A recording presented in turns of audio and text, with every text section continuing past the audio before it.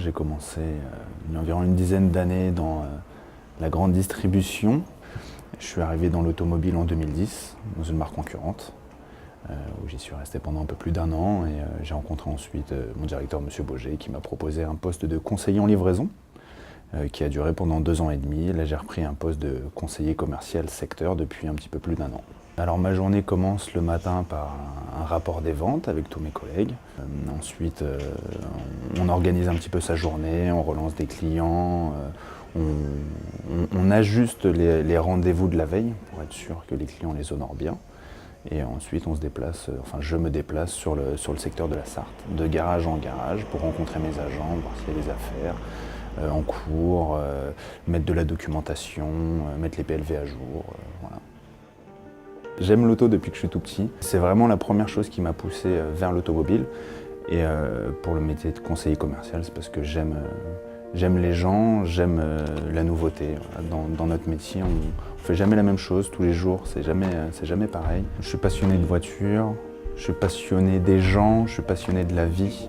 Et ce travail regroupe tout ça.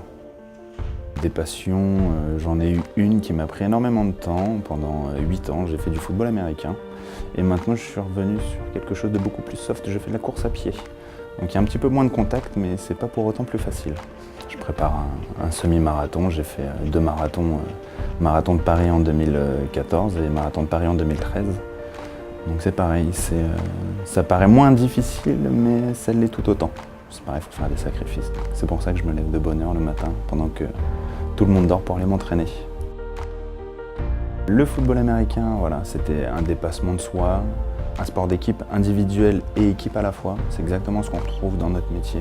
C'est que c'est un métier un petit peu individualiste, mais il faut qu'on marche tous ensemble pour faire avancer la concession. Et la course à pied, ça apporte l'endurance, parce que c'est un métier aussi où il faut avoir beaucoup d'endurance. Il ne faut pas être un sprinter, courir vite une fois et puis ralentir pendant les 2 mois qui suivent. Voilà. Il faut avoir un travail de fond et d'endurance et encore une fois un dépassement de soi, voilà. Sans compter, donner tout ce qu'on a. Et voilà, c'est exactement la même chose dans notre travail.